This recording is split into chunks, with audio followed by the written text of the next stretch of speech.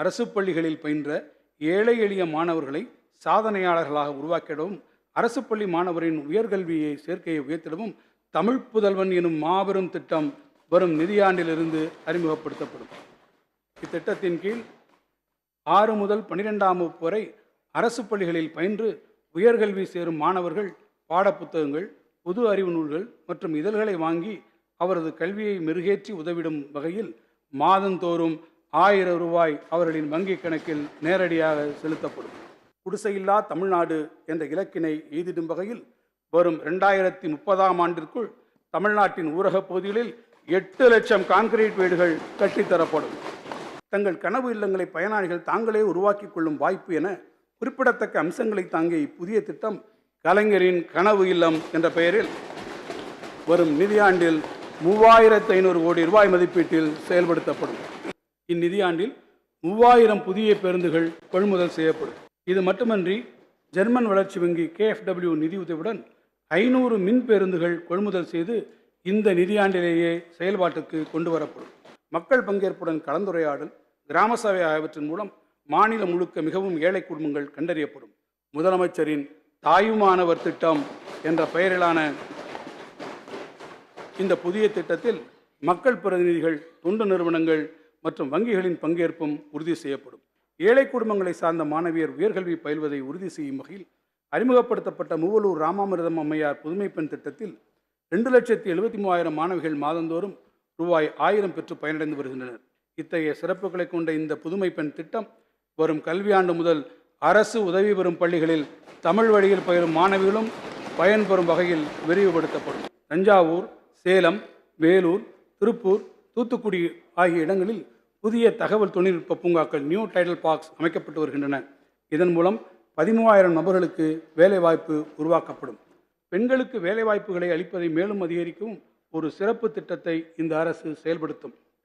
தமிழ்நாட்டை சார்ந்த பெண்கள், மாற்றுத்திறனாளிகள், 3ஆம் பாலினத்தவர் போன்ற 500க்கும் மேற்பட்ட நபர்களுக்கு நேரடி வேலைவாய்ப்பு அளிக்கும் புதிய தொழில் நிறுவனங்களுக்கு அவர்களின் ஊதியத்தில் 10% ஊதிய மானியம் 2 ஆண்டுகளுக்கு வழங்கப்படும். இந்த பட்ஜெட்டில் வார்த்தை ஜாலங்கள் தான் அதிகமாக காணப்படுது. மக்களுக்கான திட்டங்கள் எதுவுமே இல்லை, பெரிய வளர்ச்சி திட்டங்கள் எதுவுமே இதில் இடம்பெறல. ஒன்றிய அரசிடமிருந்து உரிமை தொகையை பெற முடியவில்லை என்று இருந்தாலும் தமிழ்நாட்டு நிதிநிலையை வைத்தும் உலக முதலீட்டை வைத்தும் அழகாக ஒரு மிகப்பெரிய செப்பனிடப்பட்ட ஒரு படிவத்தை அமைத்து கொடுத்திருக்கிறார் மாண்புமிகு நிதியமைச்சர். மத்திய அரசினுடைய ஒரு சில திட்டங்களுக்கெல்லாம் புதிய பெயர்களை கொடுத்து இறுதியாக தங்களுடைய வருவாய் பெருக்கத்தினை அவர்கள் அதிகரிக்க முடியாமல் அதற்கு பழியாக மத்திய அரசின் மீது பழி போடுகின்ற ஒரு அரசின் நிதிநிலை அறிக்கையாகத்தான் இதை பார்க்க முடிகிறது. தேர்தலில் கண்ணோட்டம் செலுத்துகிற வகையில் மிக முக்கியமான அறிவிப்புகளும் வந்திருக்கிறது. அதேபோல எதிர்பார்த்த மக்கள் நாளும் எதிர்பார்த்த திட்டங்கள் அறிவிக்கப்படவில்லை. நாங்கள் எடுத்துக்கொண்ட முயற்சிகள் அத்தனையும் 12 மாதங்களுக்கு பலனளிக்கப் போவது அடுத்த நிதியாண்டில். ஆகவே நாங்கள் நம்பிக்கையோடு இருக்கிறோம். தமிழ்நாட்டின் பொருளாதாரம் சிறப்பாக இருக்கிறது. அதனால் கிடைக்கக்கூடிய திரட்டப்படக்கூடிய வரி வருவாய் நிச்சயம் இந்த குறிப்பிட்ட இலக்கை நாங்கள் அடைய முடியும் என்ற நம்பிக்கை எங்களுக்கு இருக்கிறது.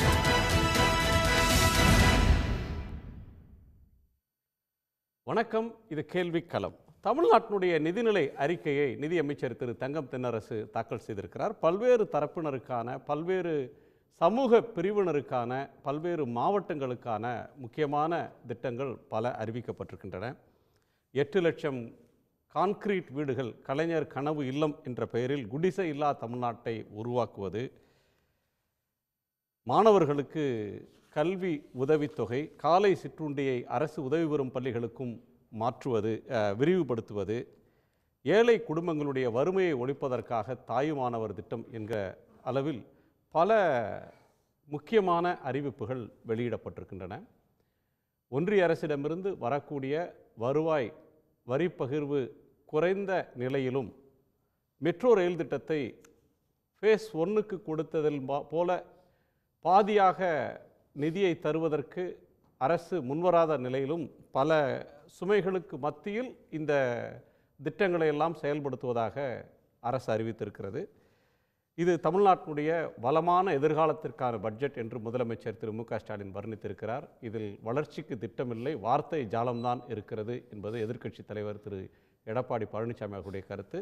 மற்றவருடைய கருத்துக்களை நாம் இந்த விவாதத்தின் வழியாக கேட்கலாம். நம்மோடு இந்த அமர்வில் மார்க்சிஸ்ட் கம்யூனிஸ்ட் கட்சியினுடைய மூத்த தலைவர் திரு கனகராஜ் அவர்கள், திமுகவினுடைய சட்டமன்ற உறுப்பினர் திரு எழிலரசன் அவர்கள், காங்கிரஸ் கட்சியினுடைய செய்தி தொடர்பாளர் திரு ஆனந்த் சீனிவாசன் அவர்கள், அஇஅதிமுகவினுடைய செய்தி தொடர்பாளர் வழக்கறிஞர் திரு குரலார் கோபிநாதன் அவர்கள், இவர்களோடு ஸ்ரீராம் சேஷாத்ரி இணைய இருக்கிறார். உங்கள் அனைவருக்கும் வணக்கம். திரு கனகராஜ், உங்கள் பார்வை என்ன? இது ஒரு வார்த்தை ஜாலம் நிரம்பிய பட்ஜெட் அப்படின்னு சொல்கிறாங்க. இந்த காலகட்டம்ன்றது ஒரு தேர்தலை எதிர்நோக்கி இருக்கிற காலகட்டத்தில் வர்ற ஒரு பட்ஜெட். ஸோ எல்லாரையும் திருப்திப்படுத்துகிற பட்ஜெட் அப்படின்னு இதை சொல்கிறதா? எப்படி இதை சொல்வீங்க?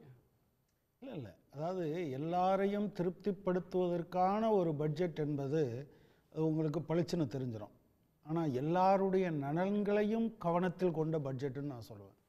நவீன தாராளமயமாக்கல் கொள்கை அமுல்படுத்தப்பட்ட பிறகு வெறும் கணக்குகளாக இருந்த நிதிநிலை அறிக்கையை சாதாரண மனிதனுடைய உணர்விலிருந்து பார்க்க வைக்கிற ஒரு பட்ஜெட்டாக இது இருந்தது. இதில் நீங்கள் 1000 குறைகள் சொல்லலாம், எங்கள் ஊருக்கு அது இல்லை, அந்த திட்டம் வரல என்று நீங்கள் 1000 சொல்லலாம். ஆனால் ஒவ்வொன்றையும் தேடி தேடி ஒரு உணர்வு ரீதியாக ஒரு ஏழை குழந்தை, ஒரு ஏழை குடும்பம், ஒரு குடிசை வீட்டில் இருக்கிற மனிதன், வேலை தேடுகிற இளைஞன் என்று ஒவ்வொருத்தரையும் தேடி தேடி அவர்களுடைய உணர்விலிருந்து உருவாக்கப்பட்ட பட்ஜெட் என்று நான் பார்க்கிறேன். எனக்கு இந்த பட்ஜெட்டில் நிறைய விமர்சனங்கள் இருக்குது, அது பிரச்சனை இல்லை. ஆனால் நான் என்ன நினைக்கிறேன்னா, ஒரு ஒரு ஒரு குடும்பம் ஏழ்மையிலிருந்து அதை மீட்பதற்காக அரசின் அனைத்து திட்டங்களையும் ஒருங்கிணைத்து அதை செய்வது. இப்போ நீங்கள் ஒருத்தர் வீடற்றவராக இருப்பார், அப்போ அவருக்கு இடம் கொடுக்குற திட்டம், அல்லது கூரை வீட்டில் இருந்தால் அவருக்கு காங்கிரீட் வீட்டாக கொடுக்குற திட்டம், குழந்தைகள் படிப்பதற்கான திட்டம், மகளிர் உரிமை தொகை, அதோடு சேர்ந்து பிள்ளைங்க படிக்கிறதுக்கான ஏற்பாடு, அவங்க படிச்சுட்டு வந்த சாதாரண குடும்பத்தில் இருந்தால் அவங்க உட்கார்ந்து வேலை செய்ய போகிறவங்கன்னா அவங்களுக்கு ஒரு ஐடி பார்க் அல்லது ஸ்டார்ட் அப்னா அதுக்கான ஏற்பாடு என்கிற முறையில் நான் இது எல்லாத்தையும் ஒருங்கிணைக்க வேண்டும் என்கிற அந்த உணர்வு, இது இப்படியே டிரான்ஸ்லேட் ஆனால் எப்படி இருக்கும் அப்படிங்கிற ஒரு கனவை விதைக்கிற ஒரு அம்சமாகத்தான் என்னால் இதை பார்க்க முடிந்தது. பொதுவாக ஒரு பட்ஜெட் அப்படின்றது ஒரு வரவு செலவு கணக்கு, மொத்த வருவாய் இவ்வளவு, அதை வர்றதை ஒவ்வொரு டிபார்ட்மெண்ட்டுக்காக பிரித்து போடுற ஒன்று. ஜிஎஸ்டி இதெல்லாம் அமல்படுத்தப்பட்ட பிறகு பட்ஜெட்டுன்ற ஒன்றுக்கே பெரிய ரோல் இல்லை அப்படின்னு உருவாயிட்ட ஒரு சூழலில் இந்த பட்ஜெட் வருது. தமிழ்நாட்டை பொறுத்தவரையிலும் 2-3 சவால்கள் இருக்கக்கூடிய ஒரு காலகட்டத்தில் இது வருது. ஒன்று, நிதி பகிர்வு அப்படின்ற ஒன்றில் மாநிலம் வஞ்சிக்கப்படுது அப்படின்னு ஒரு குற்றச்சாட்டு ஒரு பக்கம் இருக்குது, நமக்கு ரிசோர்ஸ் இல்லைன்னு. இன்னொரு பக்கம் ஆஸ்பிரேஷனல் சொசைட்டி, படிக்க எங்கள் ஊருக்கு மருத்துவக் கல்லூரி வேணும், பொறியியல் கல்லூரி வேணும், டைடல் பார்க் வேணும், நூலகம் வேணும், பூங்கா வேணும், மெட்ரோ ரயில் வேணும் அப்படின்னு கேட்கிற ஒரு பகுதி. இன்னொன்று 50% மேலே நகர்மயமான ஒரு மாநிலம். ஒவ்வொரு பிரிவு வளர துடிக்கிற ஒரு ஆசையும் வேட்கையும் கொண்ட ஒரு மாநிலத்தில் இந்த எதிர்பார்ப்புகளை பூர்த்தி செய்கிறது ஒரு பெரிய சவால் இல்லையா? இல்லை, மிகப்பெரிய சவால். நானும் இப்போவும் 100 அதாவது ஒன்றிய அரசாங்கம் ஒரு பக்கம் நிதி பகிர்வில் ஒரு மாநிலங்களை வஞ்சிக்கிறது, 2வது தென் மாநிலங்கள் மீது ஒரு ஓர வஞ்சனை காட்டுகிறது, 3வது 2022ஓடு முடிஞ்சு போன ஜிஎஸ்டி காம்பன்சேஷன் அது போயிடுச்சு, 3வது ஒரு 2 பேரிடர்களை நாம் சந்தித்து இருக்கிறோம். இத்தனை பிரச்சனைகள் இருக்கிற நிலையிலும் கூட நீங்கள் என்ன போன பட்ஜெட் போடும்போது வீட்டுக்கு 6000 ரூபாய் கொடுக்கணுன்ற தேவை அவங்க நிதியமைச்சர் முதலமைச்சர் யோசிச்சே இருக்க மாட்டாங்க. தூத்துக்குடிக்கும் சென்னைக்கும் காஞ்சிபுரத்துக்கும் மாட்டாங்க. நீங்கள் 6000 ரூபாய் சில குடும்பங்களுக்கு கொடுத்தாங்க. 1000 ரூபாய் என்பது தூத்துக்குடிக்கும் நெல்லைக்கும் மட்டுமல்லாமல் தென்காசிக்கு, கன்னியாகுமரிக்கு, நீங்கள் அதே போல் விருதுநகருடைய சில பகுதிகளுக்கு என்றெல்லாம் கொடுக்கப்பட்டது. நான் என்ன பார்க்குறேன் அப்படின்னு சொன்னால், இதில் இருக்கக்கூடிய நீங்கள் சொன்னீங்க ஆஸ்பிரேஷனல் சொசைட்டின்னு மட்டும் சொன்னீங்க, நான் அப்படி கூட பார்க்கல. அதை தாண்டி ஒரு சாதாரண மனிதனுடைய அவனுடைய பண்பாட்டு உணர்வுகளையும் சரி, அவனுடைய வாழ்க்கை தேவைகளையும் சரி, அதை பூர்த்தி செய்வதற்கான தன்னுடைய விருப்பத்தை தமிழக அரசு பளிச்சென்று சொல்லியிருக்கு. அதுக்கு இதெல்லாம் செய்வோன்னு சொல்லியிருக்கு. நீங்கள் ஒரு திருநங்கைகளுக்கு அவங்கள படிக்க வைக்கிறதுக்கு நான் வந்து ஹாஸ்டல் கொடுப்பேன், அல்லது வந்து அவங்களுடைய கல்வி கட்டணம் முழுவதையும் ஏற்றுக்கொள்வேன் என்பது, அவங்கெல்லாம் ஓட்டு போடலைன்னா இந்த அரசாங்கம் பெரிய பாதிப்பை சந்திச்சிருமா, இந்த கட்சி பாதிப்பை அவங்க சந்திச்சு வந்து ஒரு தீர்மானிக்கக்கூடிய சக்தி இல்லை. அப்படி இருக்கிறவங்கள அதில் தான் என்ன இருக்குன்னா, அவர் நிறைய கவிதைகளை கோட் பண்ணார். அவருடைய இந்த பட்ஜெட்டே ஒரு கவிதை என்பது என்னுடைய நான் அப்படித்தான் நினைக்கிறேன். பொதுவாக கம்யூனிஸ்டுகள் பட்ஜெட்டை பற்றி பேசும்போது கணக்குகள் புள்ளி விவரங்களுக்குள்ளே போவாங்க, நீங்கள் இமோஷனுக்குள்ளே போகிறீங்க. இல்லை, நான் ஏன் போகிறேன் அப்படின்னு சொன்னால், ஒரு கடையனுக்கும் கடைத்தேற்றம்னு சொல்கிறது மாதிரி அவரே அவருடைய சில இதை கோட் பண்ணியிருக்காரு. ஒரு திருநங்கைகள் படிக்க வேண்டும், அதற்காக இந்த அரசாங்கம் உதவி செய்ய வேண்டும் என்று யோசிப்பது இருக்குல்ல, நீங்கள் சாதாரண காலங்களை தவிர மற்ற காலங்களில் அப்படி யோசிப்பது என்பது ஒரு சாதாரண விஷயம் என்று நான் நினைக்கல. நீங்கள் குடிசை, நான் யோசித்து பார்க்குறேன், நீண்ட கால கனவு அது. குடிசைகள் இல்லாமல் இருப்பது என்கிற ஒரு மாநிலத்தை நீங்கள் நரேந்திர மோடி கூட அதில் வந்து வெக்கம் வந்துச்சு பாருங்களேன், இதை மறைச்சிடணும் அப்படின்னு சொல்லி. ஆனால் தமிழ்நாடு அரசாங்கம் எனக்கு மறைக்கிறதுக்கு ஒன்றும் இல்லை, அதை மாற்றணும்னு நினைக்குது.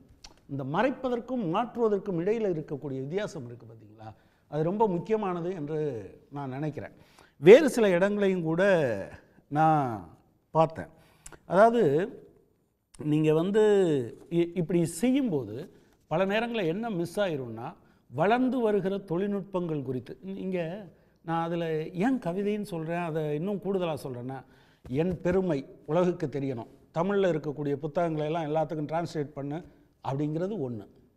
ஆனால் எல்லாத்துக்கிலிருந்தும் இருக்கக்கூடிய அறிவு பொக்கிஷங்கள் என் மொழிக்கும் வர வேண்டும், என் மக்களுக்கும் கிடைக்க வேண்டும். இந்த பரஸ்பரம், அதாவது அறிவு பகிர்வை உருவாக்குவது அப்படிங்கிறது இருக்குல்ல, அதை ஒன்றும் சாதாரணமாக நான் நினைக்கல.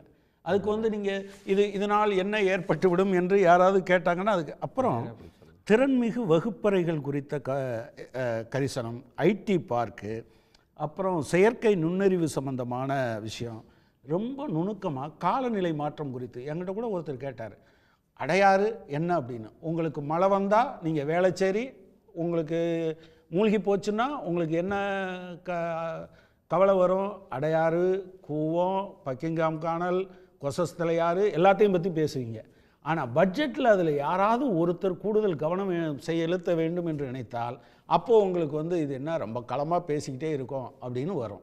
நான் என்ன பார்க்குறேன்னா, ஒரு ஒரு ஒரு ஒரு ஏழ்மையில் இருக்கக்கூடிய மனிதர்கள், வளர்ந்து வருகிற இளைஞர்கள், பருவநிலை குறித்து நமக்கு ஏற்பட்டிருக்கக்கூடிய இன்றைக்கி இருக்கக்கூடிய பிரச்சனைகள், புதிய தொழில்நுட்பங்கள் வருகிற போது அதை பயன்படுத்துவதற்கான ஏற்பாடு, இது வந்து ஒரு ஹைலி ஆஸ்பிரேஷனல் பட்ஜெட் என்பது தான் என்னுடைய அபிப்பிராயம். சரி, திரு குறளார் கோபிநாதன் அவருடைய கோணத்தை கேட்கலாம். திரு கோபிநாதன், ஒரு மிகப்பெரிய வரவேற்பை திரு கனகராஜ் சொல்கிறாரு. புள்ளி விவர கணக்கெல்லாம் தாண்டி இதுக்கு வெளிப்படுத்தக்கூடிய உணர்வை பார்க்கணும். சமூகத்தில் விளிம்பு நிலையில் இருக்கிற மனிதர்கள், கடையனுக்கும் கடையனாக இருக்கிறவங்களையும் கைதூக்கி விடணுன்ற ஒரு எண்ணம் இந்த பட்ஜெட்டில் வெளிப்படுதுன்னு திரு கனகராஜ் மதிப்பிடுறாரு. இல்லை, ஒரு கூட்டணி கட்சியினுடைய ஆதரவாளராக தான் அவர் பேசுகிறாரே தவிர ஒரு மார்க்சிஸ்டாக அவர் பேசுவதாக எனக்கு தெரியவில்லை. ஒன்று, இந்த பட்ஜெட் எங்களுடைய பொதுச் செயலாளர் சொன்னது போல வார்த்தை ஜாலங்கள் தான் இருக்கிறதே தவிர இது உண்மையிலே மக்களுக்கான பட்ஜெட்டாக தெரியவில்லை. வள்ளுவ பெருந்து அழகாக சொல்லுவார், இயற்றலும் ஈட்டலும் காத்தலும் காத்த வகுத்தலும் வல்லது அரசு என்று. ஆனால் எதையுமே இதை செய்யாமல் இன்றைக்கு மக்களை ஏமாற்றி இருக்கிறார்கள் என்று தான் நாம் சொல்ல வேண்டும். நீங்கள் முதல்ல எடுத்துக்கிட்டிங்கன்னா, தயவுசெய்து அரசு ஊழியர்கள் இந்த பட்ஜெட்டை ரொம்ப அதிகமாக எதிர்பார்த்தார்கள். அவருடைய கோரிக்கைகள் எல்லாம் இந்த பட்ஜெட்டிலே நிறைவேறும் என்று எதிர்பார்த்தார்கள். ஏற்கனவே திராவிட முன்னேற்றக் கழக அரசு கொடுத்த வாக்குறுதியை இது நாள் வரை அவர்கள் காப்பாற்றவில்லை. இந்த பட்ஜெட்டிலாவது நிச்சயமாக காப்பாற்றுவார்கள், நமக்கு பழைய ஓய்வூதியம் கிடைக்கும் என்று எண்ணியிருந்தார்கள். அது குறித்து இந்த பட்ஜெட்டில் எந்த தகவலும் இல்லை, அதற்கான நிதி ஒதுக்கீடும் இல்லை.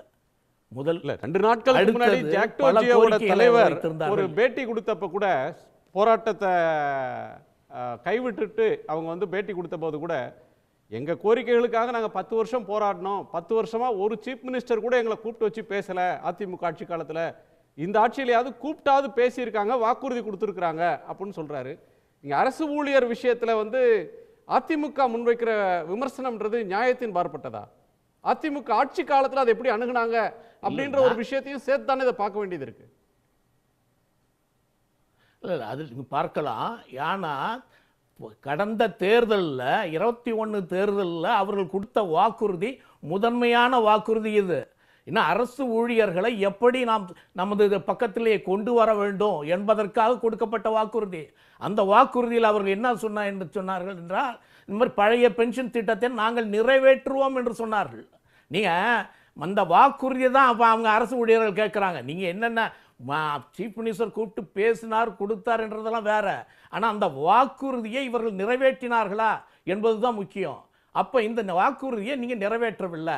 அந்த வாக்குறுதி மட்டுமல்ல, நீங்கள் அது மட்டுமல்லாமல் நீங்கள் ஈட்டிய விடுப்பு, நான் என்ன கோவிட் வருகிற பொழுது பயணப்படி அந்த வீட்டிய விடுப்பும் நிறுத்தப்பட்டது.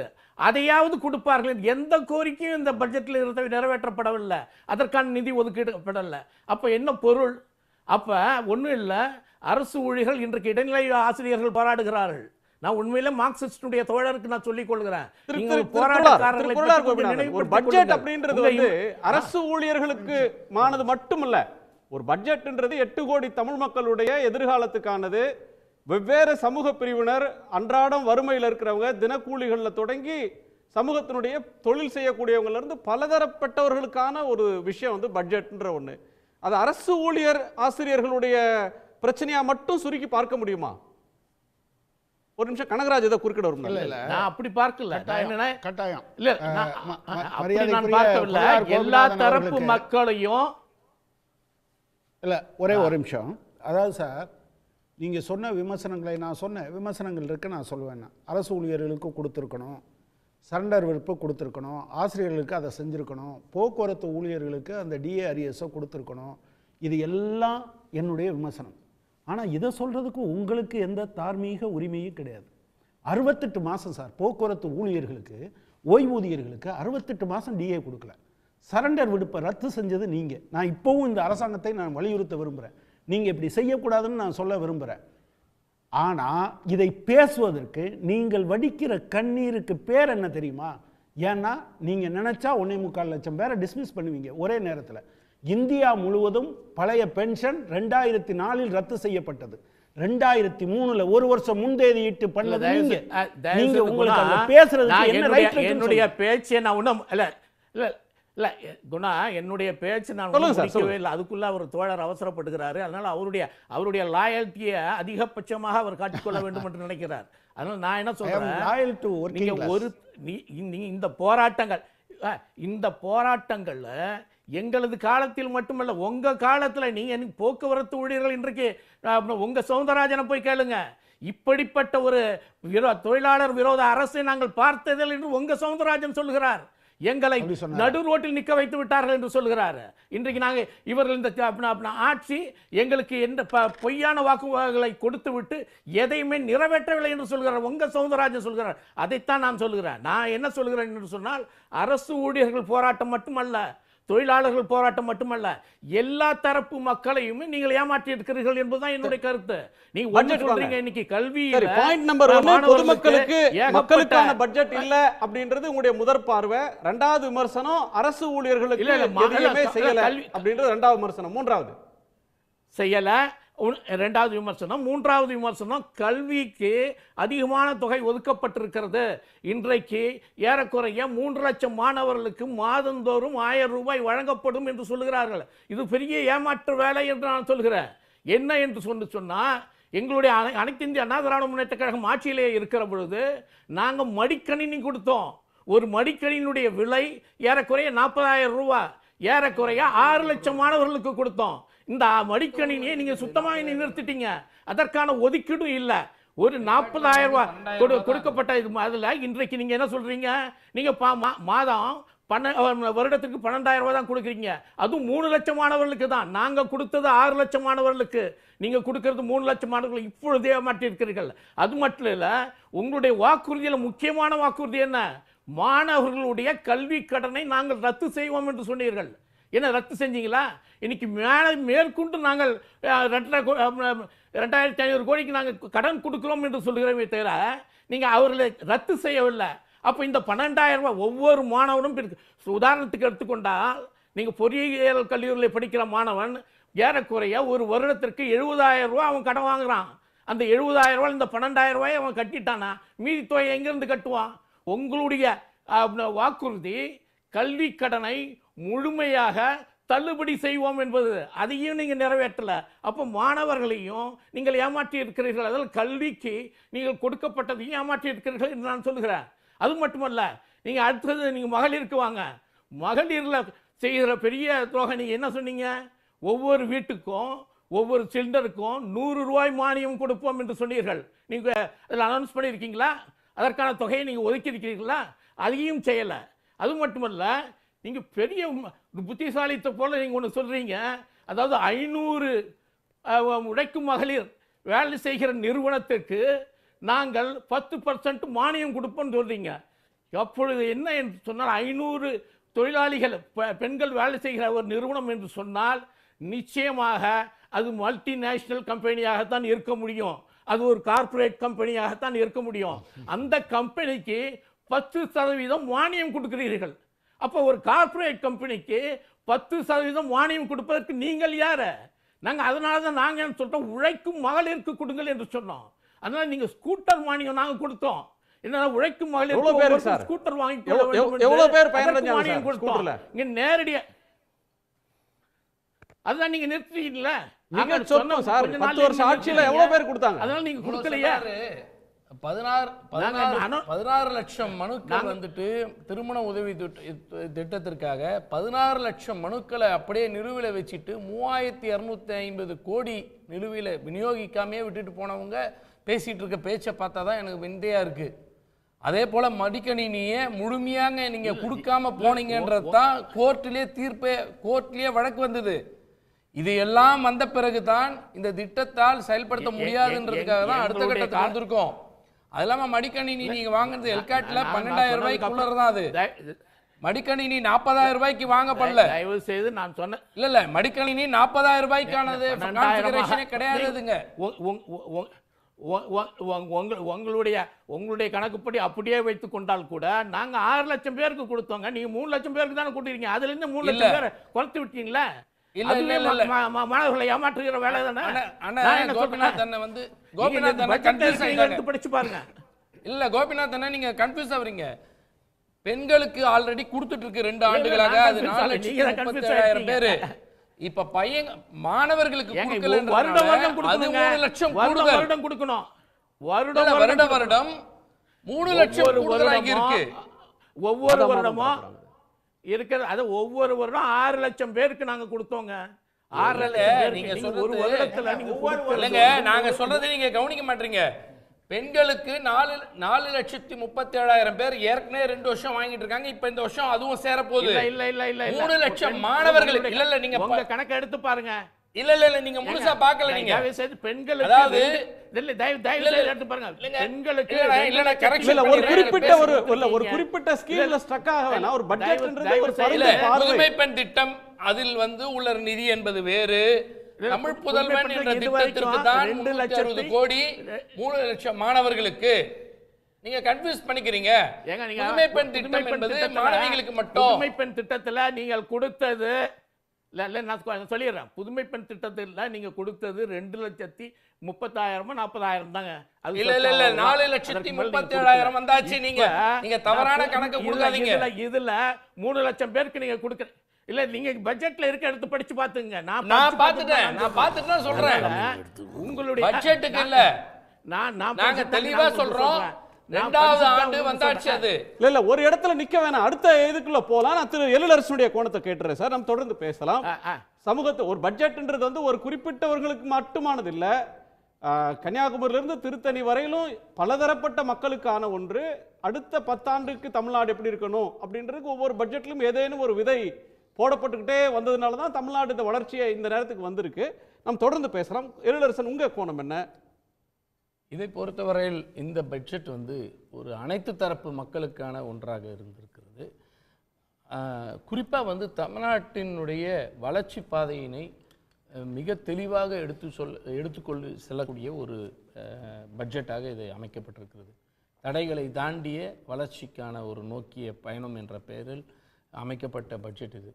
நீங்கள் பார்த்தீங்கன்னா 1970களில் கொண்டு வரப்பட்டது குடிநீர் வடிகால் வாரியம். அது கடந்த 10 ஆண்டு அதிமுக ஆட்சியின் பொழுது முடக்கி போடப்பட்டு அப்படி ஒரு துறை இருக்கிறதுனே தெரியாமல் போயிடுச்சு. ஏன் அப்படின்னா அந்த துறை தான் முதலில் அனைத்து கிராமங்களுக்கும் சுத்திகரிக்கப்பட்ட நல்ல குடிநீரை விநியோகிக்கக்கூடிய திட்டத்தை கொண்டு வந்தப்பட்ட திட்டம். அது பல ஆண்டுகளாக இயங்கி கொண்டிருந்த திட்டம். 10 வருஷமாக நிதி ஒதுக்கீடு கிடையாது. அப்படி ஒரு துறை இருக்குன்னே தெரியாமல் போயிடுச்சு. ஆனால் இந்த வருஷம் இந்த பட்ஜெட்டில் 2000 குடிநீர் திட்டங்களை உருவாக்குகிறதுக்கான நிதி ஒதுக்கீடு செய்யப்பட்டிருக்கு. மிகப்பெரிய மாற்றம் இருந்தது. அதே போல் ஏற்கனவே குடிசைகள் அதாவது ஆதிராவிடர் குடியிருப்பு இருக்கக்கூடிய பகுதிகளுக்கு அது பார்த்தீங்கன்னா 2001 வரையிலும் கட்டி முடிக்கப்பட்டது. தொடர்ந்து கட்டப்பட்டது. அது 1975 தொடங்கப்பட்டது அந்த திட்டம். பாபு ஜெகஜீவன் ராம் தொடங்கி வைத்தார். அந்த ஆதிராவிடர் மக்களுக்கான அந்த குரூப் ஹவுஸ்ன்னு சொல்லக்கூடிய திட்டங்கள் அப்படியே முடங்கி போய் இருந்தது. அதுக்கு கூடுதலாக கொடுக்க முடியாது. அதாவது ஏற்கனவே ஒரு பெனிஃபிஷியரினா அவங்களுக்கு மீண்டும் கொடுக்க மாட்டாங்க. ஆனால் அது கிட்டத்தட்ட 25 ஆண்டு 30 ஆண்டுகளை கடந்துட்ட வீடுகள் இடிந்து விடக்கூடியதோ அல்லது சேதமடைந்து இருக்கும். அதுக்கு மட்டுமே இப்போ தனி ஸ்கீம் கொடுக்கப்பட்டு அதை மொத்தமாக இப்போ 2.5 லட்சம் வீடுகள் அதை சீரமைக்கக்கூடிய திட்டங்கள்னு மேசிவ் அலோகேஷன் பட்டியல் சமூகத்தை சேர்ந்த மக்களுக்கானதாக இருக்குன்னு சொல்ல வரீங்களா? இல்லை, அடித்தட்டு மக்களுக்கானதாக இருக்கிறது என்று சொல்றேன். பட்டியலினத்து மக்களுக்காக அதிகமாக கொடுக்கப்பட்டிருக்கிறது. காரணம் அவங்களுக்கு ஒடுக்கப்பட்டவங்க, வாய்ப்புகள் மறுக்கப்பட்டிருக்கிறது. விளிம்பு நிலை மக்கள் எல்லாருக்கும் கிடைக்க வேண்டும் என்பதற்காக.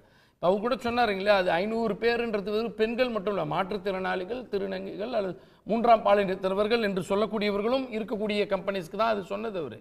அதே போல தான் அவர் சொன்னார், கல்வி கடன் விஷயத்தை பொறுத்த வரையில் இப்பொழுது கூடுதலாக பெற்று தருவதற்காகத்தான் திமுக அரசு செய்து கொண்டு இருக்கிறது. நாங்கள் தரணும்னு நினச்சா கூட தான் முடியலையே. இப்போ 12,000 கோடி மெட்ரோ ரயில் திட்டத்திற்காக கடந்த முறை ஒப்புக்கொண்டாங்க 50-50 ஷேரிங்க்கு. 9,000 கோடி தர வேண்டியதை 9,000 கோடி ஏற்கனவே தரவே இல்லை. நமக்கு ஒன்றிய அரசு தரன்னு சொன்னது ஒத்துக்கல. இப்போ அந்த 9,000 கோடி மாநில அரசு செலவழிக்கப்பட்டிருக்கு கூடுதலாக.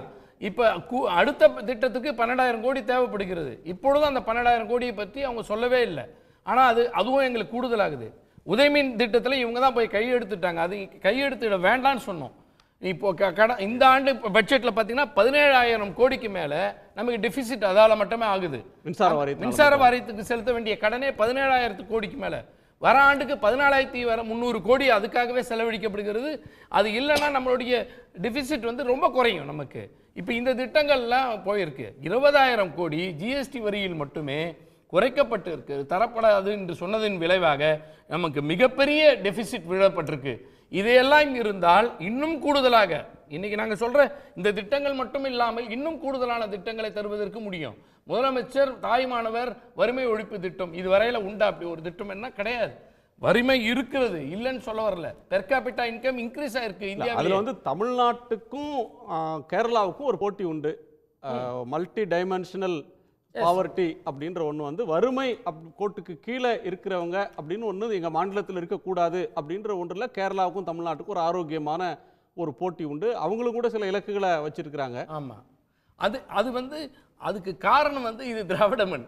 அது கேரளாவுக்காக இருக்கட்டும், அது ஆளுகிறது இடதுசாரிகளாக இருக்கிறது. இங்கே இடதுசாரிகளுடைய மறு உருவமாக இருக்கக்கூடியவர்கள் திராவிட இயக்க சித்தாந்தம் கொண்டவங்க. அதனால் எல்லோருக்கும் எல்லாம்ன்றது தான். இப்போ நீங்கள் சொன்னீங்களே, முதல்ல நீங்கள் பேசும்போதே சொன்னீங்க கன்னியாகுமரியில் தொடங்கி கும்மிடிப்பூண்டி வரையில்னு சொன்னீங்க பாருங்கள். அதே போல் அனைத்து மாவட்டத்திற்கும் இன்றைக்கு கவரேஜ் வருது. கோயம்புத்தூரில் எப்போ பார்த்தாலும் கோயம்புத்தூருக்கு எதாவது செஞ்சாங்களா? நாங்கள் கோயம்புத்தூருக்கு டைடல் பார்க், கோயம்புத்தூருக்கு மிகப்பெரிய நாலேஜ் சென்டர் இதுவரையில் இல்லை.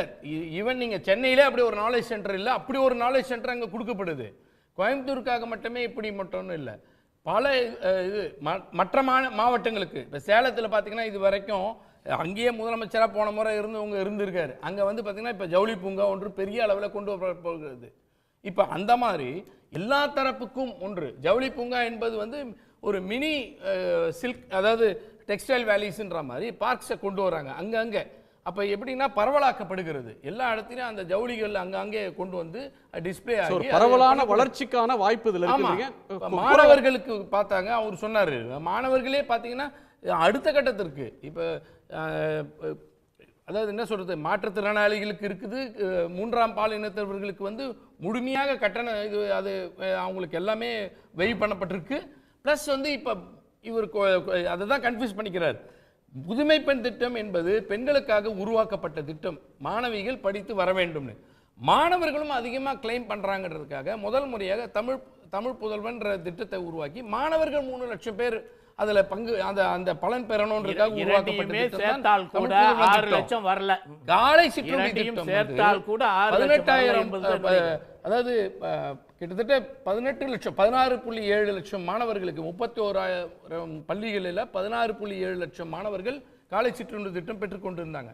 அதில் பல கோரிக்கைகள் வருது. இது ரொம்ப சக்ஸஸ்ஃபுல்லாக இருக்குது, மாணவர்கள் ரொம்ப ஊட்ட பெறக்கூடியதாக இருக்காங்க, வருகை அதிகரித்து இருக்கு அப்படின்னு சொல்றதுனால இது எய்டட் ஸ்கூல் அரசு நிதியுதவி பெறுகிற பள்ளிகளுக்கும் நீடிக்கப்படுகிறது என்று தரப்பட்டிருக்கிறது. இது போல பல திட்டங்கள் இப்பொழுது புதியதாக விரிவாக்கங்கள் என்பதுதான் இங்கே பார்க்கக்கூடிய ஒன்றாக தேர்தல் அறிக்கையிலே சொல்லாத ஒன்று. திரு கோரலார் குறுக்கிட விரும்புனீங்க முன்னாடியே. அதாவது அவர் என்ன சொல்றாருன்னா, பெண்களுக்கு புதுமை பெண் திட்டமோ ஆண்களுக்கு நாங்கள் புதுசாக சேர்த்துருக்கிறோம், இரண்டையும் சேர்த்தால் கூட நாங்கள் கொடுத்த 6 லட்சத்தி சொச்சத்துக்கான மடிக்கணினி கொடுத்த அளவுக்கு மாணவர்கள் பயன்பெறவில்லை என்பதுதான் என்னுடைய கருத்து. இரண்டையும் சேர்த்தே சொல்றேங்க. தயவு செய்து நீங்க அது இல்ல அது அவர் திரும்பவும் அதை சொன்னதுனால நான் அதனுடைய பதில சொல்றேன். அதன் பிறகு நீங்கள் இவர்கள் சொல்லுகிறார்கள, நாங்கள் வந்து என்னென்ன சொன்னோம்னா, நீங்கள் மதுவிலக்கு கொள்கையில் இந்த மதுக்கடைகளை மூடுவதற்கான திட்டத்தை ஏதாவது இதில் சொல்லியிருக்கீங்களா? ஏதாவது குறைப்பதற்கான திட்டங்கள் தான் சொல்லியிருக்கீங்களா? நீங்கள் இதில் என்ன சொல்கிறீங்கன்னா, ஏற்கனவே நான் இந்த வருவாய் வந்து 44,000 இப்போ 44,000 கோடி வருவாயை 50,000 கோடியாக மாற்றுவோம் என்று சொல்கிறீர்களே தவிர, நீங்க அதுல இருக்கிற வருவாயை கடைகளை அவங்க சொல்றாங்க, நீங்க சொன்ன நடைமுறையா பேசுங்க, நடக்கிறதுக்காக. மதுவிலக்குன்றது எந்த மாநிலத்திலும் இல்ல. இல்ல நாங்க நடக்கிறதாங்க சொல்ல. நீங்க தயவு செய்து அந்த வாக்குறுதியை நீங்க சொல்லிருக்க கூடாது. நீங்க உங்களுடைய வாக்குறுதி கையெழுத்து யாரு? முதல்வருடைய சகோதரி முதலில் சொன்ன வார்த்தை. தயவு செய்து 2016 சொன்னதையே சொல்லிட்டு இருக்கீங்க. முதல்வருடைய சகோதரி சொன்ன வார்த்தை ஏங்க 2021 அவர்கள் கொடுத்த வாக்குறுதி என்ன?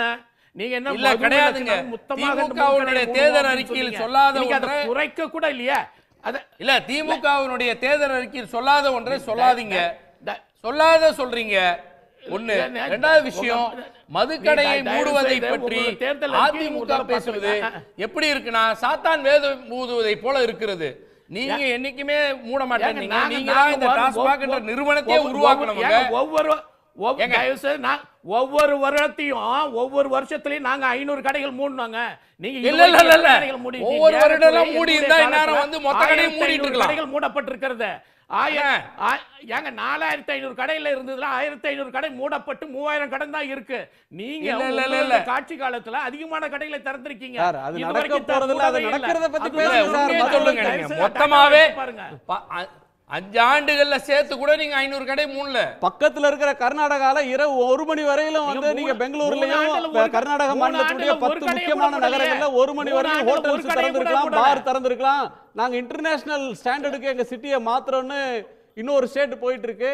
நாம வந்து வேற ஒரு பாதையில போயிட்டு இருக்கோம். நம்ம தொடர்ந்து பேசலாம். யூனியன் கவர்மெண்ட்டுடைய பட்ஜெட் பத்தி தான் நம்ம நிறைய பேசி இருக்கிறோம். மாநில பட்ஜெட் வந்து நம்ம குறைவா தான் பேசுவோம். அது அதோட ஸ்கோப் வேற. ஆனா மாநிலம் அப்படின்றப்ப மக்களுடைய எதிர்பார்ப்பு அதிகம். பேசலாம் சார். ஒவ்வொரு மாவட்ட மக்களுடைய எதிர்பார்ப்பு, பிரிவினருடைய எதிர்பார்ப்புன்றது வேற. பட் ரிசோர்ஸ் கன்ஸ்ட்ரெயின்ட் இருக்கிற நேரத்தில் ஒரு டிஃபரன்ஸ் புரிஞ்சுக்கணும். ஒரு யூனியன் பட்ஜெட்டுக்கு வந்து ரெவென்யூவும் போடலாம், செலவும் பண்ணலாம். இங்கே ரெவென்யூ ஸ்கோப் ரொம்ப கம்மி. எஸ்பெஷலி ஆஃப்டர் ஜிஎஸ்டியை நீங்கள் சைன் பண்ண அப்புறம் உங்கள் ரெவென்யூ வந்து ரொம்ப ஃபிக்ஸ்ட், ரெவென்யூ சோர்ஸ் ஃபிக்ஸ்டு. உங்களுக்கு ஃப்ளெக்சிபிலிட்டி கிடையாது. ஒரு சில ப்ராடக்ட்டுக்கு ஏற்றலாம் இறக்கலாங்கிறது நீங்கள் கிடையாது. ஸோ ஸோ உங்கள் ரெவென்யூ வந்து கிராம்ப்டு.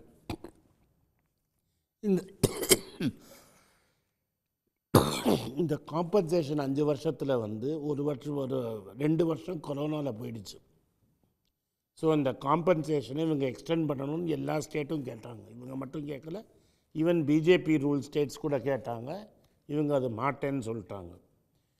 இப்போ ஒரு ஸ்பிரிட் ஆஃப் கோஆப்ரேஷனில் ஸ்டேட்டு ஜிஎஸ்டி கையெழுத்து போட்டாலும் செஸ்ன்னு ஒன்று கொண்டு வந்து வரலாறு காணாத அளவில் செஸ்ஸை போட வேண்டியது. இந்த யூனியன் பட்ஜெட்டுக்கு 2 நாளைக்கு முன்னாடி கூட கோல்டுக்கு வந்து அக்ரிகல்ச்சர் இன்ஃப்ராஸ்ட்ரக்சர் செஸ் அப்படின்னு ஒரு 5% போட்டாங்க. சிஏஜி ரிப்போர்ட்டே என்ன சொல்லுதுன்னா, செஸ்ஸுங்கிறது வந்து அந்த பர்டிகுலர் ப்ராஜெக்ட்டுக்கு யூஸ் பண்ணாமல் அரசாங்கம் வேறு ஏதோ செலவுக்கு யூஸ் பண்ணுறாங்கன்னு சிஏஜி ரிப்போர்ட்டே சொல்லுது. நம்ம ஸ்டேட்டுக்கு வந்துடுவோம் சார். எதுக்கு ரொம்ப இம்பார்ட்டன்ட் ஏன்னா, செஸ்ஸுன்னு போடுறதுல ஸ்டேட்டுக்கு ரெவென்யூ ஷேர் வராது. ஸோ நான் ஸ்டேட்டுக்கு ரெவென்யூ ஷேர் கொடுக்காம இருக்கிறதுக்கு தமிழ்நாடு மட்டும் இல்லை, எந்த ஸ்டேட்டுக்கும் இல்லை, எந்த ஸ்டேட்டுக்கும் கிடையாது. இதே அரசாங்கம் வைவி ரெட்டிகிட்ட நீங்கள் ஸ்டேட்டுக்கு 30% ஷேர் கொடுத்தா போகிறோன்னு ஆர்கியூ பண்ண முன்னாள் சீஃப் மினிஸ்டர் தான் இன்றைக்கி பிரதமராக இருக்கார். ஸோ இந்த கன்ஸ்ட்ரெயின்ட்டுங்கிறத நம்ம புரிஞ்சுக்கணும். இன்றைக்கி ஹிந்து பிஸ்னஸ் டைமில் ஒரு பெரிய கட்டுரையே வந்திருக்கு. அந்த கட்டுரையில் நீங்கள் பார்த்தீங்கன்னா எப்படியெல்லாம் இந்த வாட்டி இப்போ அரவிந்த் பனகிரியா இருக்கிற ஃபைனான்ஸ் கமிஷனில் இன்னும் எப்படி குறைக்க போகிறாங்க அப்படிங்கிறத டீட்டெயில்டாக எழுதியிருக்காங்க. ஸோ வருங்காலத்தில் சரியாக போய்டும்னு சொல்ல முடியாது, இன்னும் குறைய போகுது. இந்த கன்ஸ்ட்ரெயின்ட்டை நீங்கள் நல்லா புரிஞ்சுக்கணும். இந்த கன்ஸ்ட்ரெயின்ட்டில் இந்த பட்ஜெட் நல்ல பட்ஜெட். இது ஒரு புவர் பட்ஜெட். இதை தான் நான் யூனியன் கவர்மெண்ட் கூட நான் உங்கள்கிட்ட பேசும்போது சொன்னேன். ஒரு மரபுள்ள அரசாங்கம் என்ன பண்ணணும்னா, பணக்காரங்களுக்கு டேக்ஸை ஏற்றணும், ஏழைங்களுக்கு டேக்ஸை குறைக்கணும். இந்த ஸ்டேட்டுக்கு வந்து டேக்ஸ் போடுற பவர் கிடையாது. ஆனால் இந்த கவர்மெண்ட்டில் வந்து ஃபுல் அண்ட் ஃபுல் ஃபோக்கஸ் வந்து இதில் தான் இருக்குது. புவருக்கும் மிடில் கிளாஸுக்கும் நம்ம என்ன கொடுக்க முடியுங்கிற ஃபோக்கஸில் தான் இது இருக்குது. குவாலிட்டி ஆஃப் லைஃபை இம்ப்ரூவ் பண்ணுறதுக்கு பல ஸ்டெப்ஸ் எடுத்திருக்காங்க. இந்த சென்ஸ் தட் நீங்கள் பேசுகிறச்ச சொல்லுவார், நான் எதிர்பார்த்தேன். இவங்க பண்ண மாதிரி ஒரு செங்கலை வச்சுட்டு இன்னும் நம்மளுக்கு எய்ம்ஸ் காட்டிகிட்ருக்காங்க. இந்த அரசாங்கம் என்ன பண்ணியிருக்குன்னா, இந்த ஒரு எனக்கு பிடிச்சது என்னென்னா, பெருந்துறைங்கிற ஒரு ஊரில் வந்து ஈரோடு பக்கத்தில் இருக்குதுன்னு நினைக்கிறேன். அது அந்த ஊரில் ஒரு சூப்பர் ஸ்பெஷாலிட்டி ஹாஸ்பிட்டல் கட்ட போகிறதா சொல்லியிருக்காரு. 500 பெட்டு சூப்பர் ஸ்பெஷாலிட்டி ஹாஸ்பிட்டல். எனக்கு ஞாபகம் இருக்குது, ஒரு காலத்தில் நீங்கள் ஹார்ட்டை பிடிச்சிக்கிட்டால் மெட்ராஸுக்கு ஓட்டிகிட்டு வரணும் காரில், சினிமாலலாம் காட்டுவாங்க. இன்றைக்கி கோயம்புத்தூர் வந்து ஒரு குளோபல் ஹெல்த் சென்டராக இருந்தாலும் ஈரோட்டில் இருக்கிறவங்க கோயம்புத்தூர் வரைக்கும் போக வேண்டாம், ஈரோட்லேயே ட்ரீட்மெண்ட் பார்க்கலாங்கிற மாதிரி ஒரு இது லோக்கலைஸ்டு இருக்குது. இந்தியா ஃபுல்லாக ப்ரைமரி ஹெல்த் சென்டர் வந்து தமிழ்நாட்டு ஒர்க் பண்ணுற மாதிரி எங்கேயும் ஒர்க்கும் பண்ணுறது கிடையாது. இதில் வந்து இன்னொரு அம்சமும் நான் பார்த்த வரைக்கும், இந்த ஃப்ளட் ரிலீஃப் அட்லீஸ்ட் இனிமேல் மெட்ராஸில் ஃப்ளட் ரிலீஃபுக்கு நாங்கள் இன்னும் மழை வராமல் இருக்கிறதுக்கு என்னெல்லாம் வேலை செய்ய முடியுங்கிறதையும் சொல்லியிருக்காங்க. 5000 ஏரிகளை வாட்டர் பாடிஸை தூர்வாருவோம்னு சொல்லியிருக்காங்க. அண்ட் ரோடு அது இவங்கெல்லாம் பேசுவாங்கன்னு நினச்சேன். நார்மலாக இந்த மாதிரி ஒரு பட்ஜெட்டில் ரோடுக்கு இம்பார்ட்டன்ஸே இருக்காது. போன முறையும் இருந்தது. இந்த வாட்டி வந்து வில்லேஜ் ரோடுக்கு தனியாக, அர்பன் ரோடுக்கு போன டைமே அது புதுசாக உருவாக்கப்பட்டது. கடந்த வருடம் தான் முதலமைச்சர் கிராம சாலை திட்டம்னு ஒன்று, அதான் சொல்ல கிராம சாலை ரோடுன்னு ஒன்றும், அதே மாதிரி அர்பனுக்கு தனியாக ரோடுங்கிறது. ஏன்னா ரோடுங்கிறது ரொம்ப இம்பார்ட்டண்ட். நீங்கள் வந்து you have to connect to the மார்க்கெட்டுக்கு எவ்வளோ தூரம் குயிக்காக நீங்கள் வரீங்கிறது இம்பார்ட்டண்ட். அடுத்தது குளோபல் கேப்பபிலிட்டி சென்டர்னு ஒன்று இருக்குது. தட் இஸ் வெளிநாட்டில் இருக்கிற பெரிய எம்என்சி கம்பெனிகள்லாம் அவங்க பேக் எண்டை இந்தியாவில் கொண்டு வருது. போன 10 வருஷ ஆட்சியில் இது வந்து மெட்ராஸில் தான் ஃபஸ்ட்டு ஆரம்பிச்சது. ஃபோர்ட் பிஸ்னஸ் சென்டர்லாம் இங்கே தான் ஆரம்பித்தாங்க. அது மற்ற இது ஹைதராபாடுக்கும் பெங்களூருக்கும் போனதை திரும்பி அடிடாஸுங்கிற ஒரு நிறுவனத்தில் டைஅப் பண்ணி முதல்ல அனௌன்ஸ் பண்ணதில் இந்த பட்ஜெட்டில் இந்த குளோபல் டெலிவரி சென்டருக்கு கேப்பபிலிட்டி சென்டர்னு சொல்லுவாங்க, ஜிசிசின்னு, அதுக்கு ஸ்பெஷலாக ஸ்கீம்ஸ் அனௌன்ஸ் பண்ணியிருக்காங்க. ஏன் இது முக்கியம்னா, தமிழ்நாட்டில் ஃபேக்ட்ரியில் வேலை செய்யறதுக்குன்னா ஆள் கம்மி. நீங்கள் திருப்பூரில் பார்த்தீங்கன்னா கூட வெளியிலேருந்து தான் ஆள் கூப்பிட்டு வரும். ஸோ நம்ம ஃபேக்ட்ரியில் ரொம்ப கவனம் செலுத்தாமல் இந்த பட்ஜெட்டில் நான் என்ன பார்க்குறேன்னா, நான் ஒரு படித்த வரைக்கும் ஒரு சர்வீசஸ் செக்டருக்கு ஒரு பெரிய இம்பார்ட்டன்ஸ் கொடுத்துருக்காங்க. இந்த சென்ஸ் தட் ஐடி சர்வீசஸை ஒரு பெரிய இம்பார்ட்டன்ஸ் கொடுத்துருக்காங்க. சிவநாடாரை பிடிச்சி ஹெச்சிஎல்ல வந்து மதுரை தான் ஒரு ஊர், மதுரையில் வந்து ஹெச்சிஎலோட பிரான்ச்சு போட்டாங்க. கோயம்புத்தூரில் ஒரு பிரான்ச் இருக்குது. விழுப்புரத்தில் நேற்று ஒரு ஐடி சென்டர் திறந்துருக்காங்க, டைடல் பார்க்கு. திருச்சியில் திறந்தாச்சு. இப்போ தஞ்சாவூரில் ஒன்று திறக்கிறோன்னு சொல்கிறாங்க. நீங்கள் திருச்சியும் தஞ்சாவூரும் நீங்கள் ஒரு ட்ரெயின் பஸ்ஸில் காரில் போயிருந்தீங்கன்னா அங்கே எவ்வளோ காலேஜஸ் இருக்குது, டீம்டு யூனிவர்சிட்டிஸ் இருக்குது. நம்ம national institute of technology REC காலேஜும் அங்கே இருக்குது. ஸோ அங்கே 2 டெக்னாலஜி சென்டர்ஸ் போடுறது. ஐடியில் வேலை செய்யறதுக்கு பெங்களூர் போகணும், மெட்ராஸ் வரணும்னு இல்லாமல் அந்தந்த இடத்துல போடுறாங்க. அதோடு நிறுத்தாமல் பெரிய companies, whether it is Cognizant or TCS or என்ன பெரிய கம்பெனியை ரிக்வெஸ்ட் பண்ணுறாங்களா என்ன பண்ணுறாங்களோ அங்கங்கே ஒரு ஆங்கர் மாதிரி பண்ணி வச்சுருக்காங்க. இப்போ கோயம்புத்தூர் போனீங்கன்னா பாஷும் காக்னிசன்ட்டும் இருக்குது, மதுரை போனீங்கன்னா HCL இருக்குது. ஸோ பேசிக்லி இந்த பெரிய நிறுவனத்தை Tier 2 Tier 3 சிட்டிக்கு புஷ் பண்ணுறாங்க. இது கான்சன்ட்ரேட்டடாக ஈவன் கர்நாடகாவில் நடக்கலை, ஆந்திராவில் நடக்கலை, தெலுங்கானா நடக்கலை, இங்கே தான் நடக்குது. சமச்சீர் வளர்ச்சி சார் டெஃபினட்டாக நடக்குது. தமிழ்நாட்டினுடைய பரவலாக இப்போ நான் மதுரையில் இருக்கிறவன் வந்து மெட்ராஸுக்கு தான் ஐடிக்கு வரணும்னு வேலை கிடையாது. இன்றைக்கி மதுரையிலேயே ஒரு வேலை கிடைக்கும், கோயம்புத்தூர்லேயே ஒரு வேலை கிடைக்கும். இப்போ விழுப்புரத்தில் வந்திருக்குன்னா இன்றைக்கி நாளைக்கு நடக்காது, ஒரு 10 வருஷத்தில் விழுப்புரத்துலேயே வேலை கிடைக்கும், திருச்சியிலே வேலை கிடைக்கும், தஞ்சாவூர்லேயே வேலை கிடைக்கும். ஸோ இது and we are going to நம்ம ஒரு அர்பனைஸ் ஸ்டேட்டாக மாறிட்டோம்னு நீங்கள் சொல்கிறீங்க.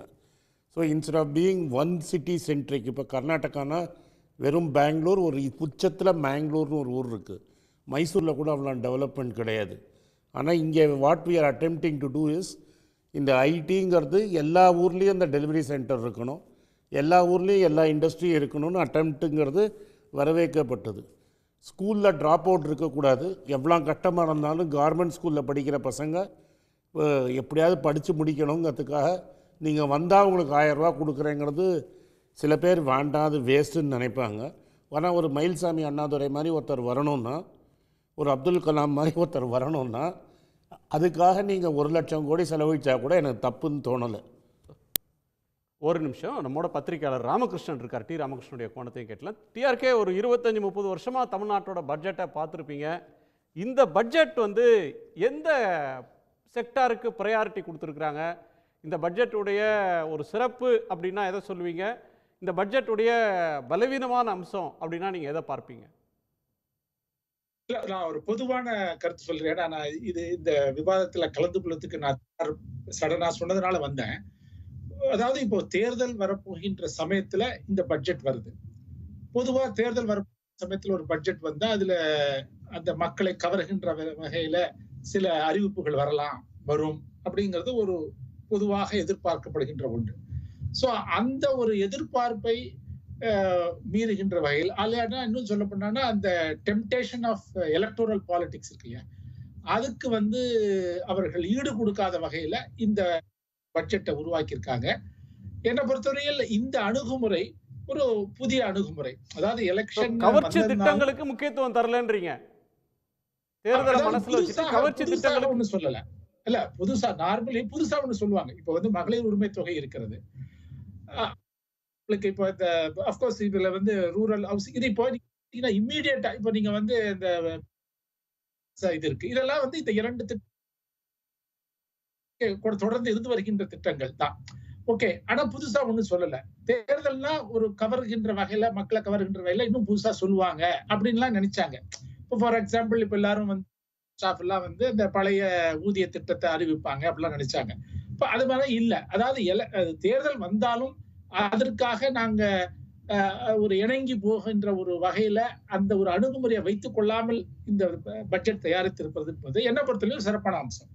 இது தேர்தல்ல அவங்களுக்கு பலன் தருமா பலன் தராதா அப்படிங்கிறத விட இந்த அந்த தேர்தல் அரசியலை மட்டுமே கணக்கில் வைத்துக்கொண்டு நம்ம ஒரு பட்ஜெட்டை ப்ரிப்பேர் பண்றதுங்கிறது தான் ஒரு வாடிக்கையாக இருந்து வருகிறது. ஓகே, அது தவறு ரைட்டுங்கிறத விட அதை இந்த விதத்துல அது ஒரு விதிவிலக்காக இருக்கிறது. அதற்காக நம்ம என்னை பொறுத்தவரை அது ஒரு மிக சிறப்பான அம்சம்.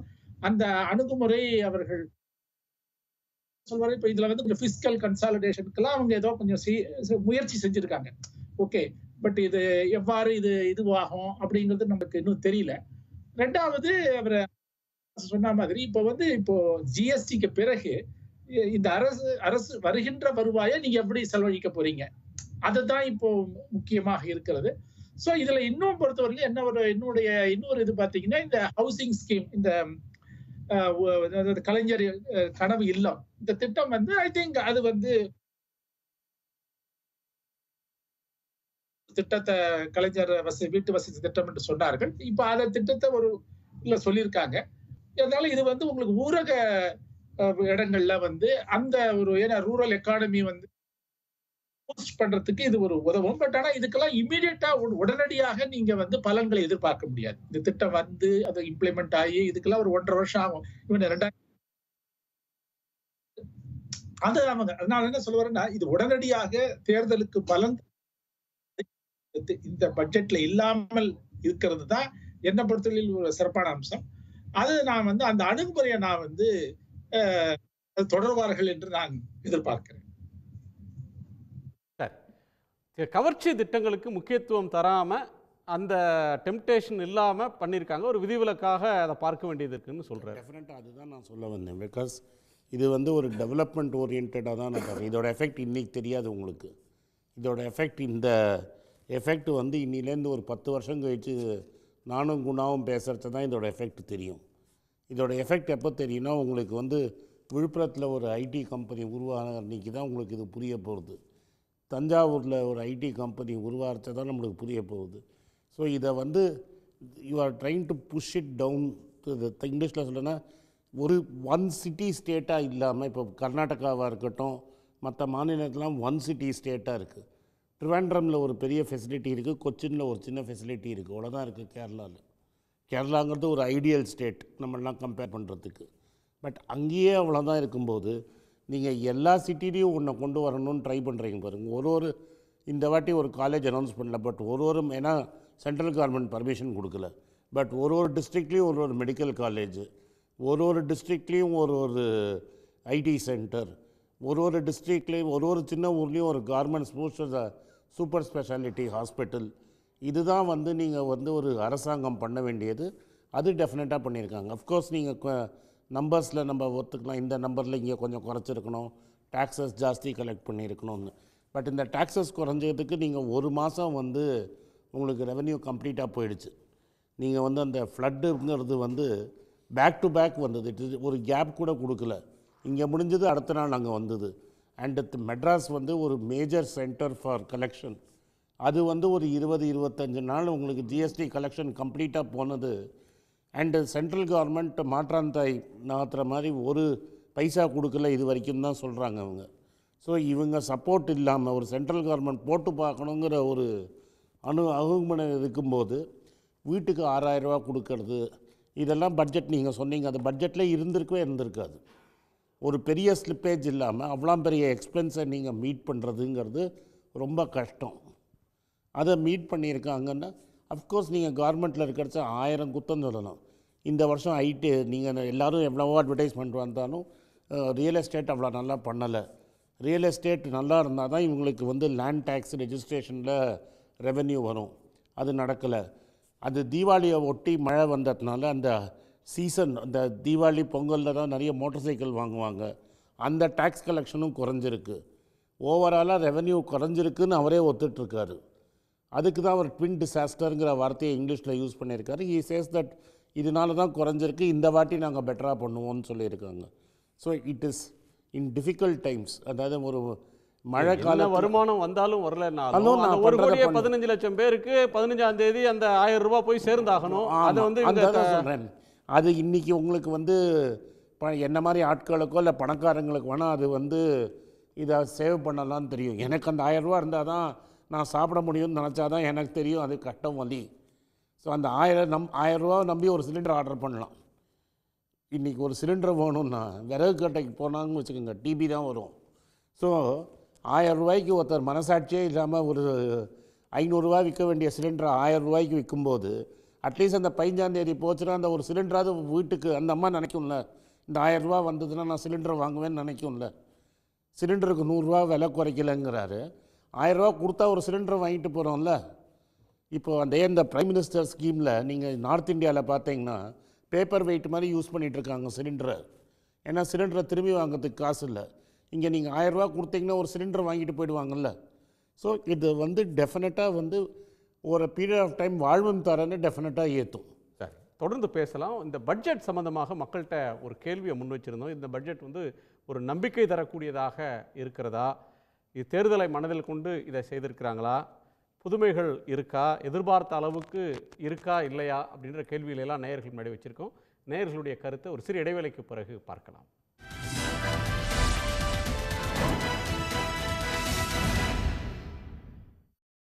மாபெரும் தமிழ் கனவு அப்படின்ற தலைப்பில் தமிழ்நாடு அரசு இன்றைக்கு தாக்கல் செய்திருக்கக்கூடிய பட்ஜெட் பற்றி மக்கள் என்ன கருதுகிறாங்க அப்படின்ற கேள்வியை நேயர்கள் முன்னாடி வைத்திருந்தோம்.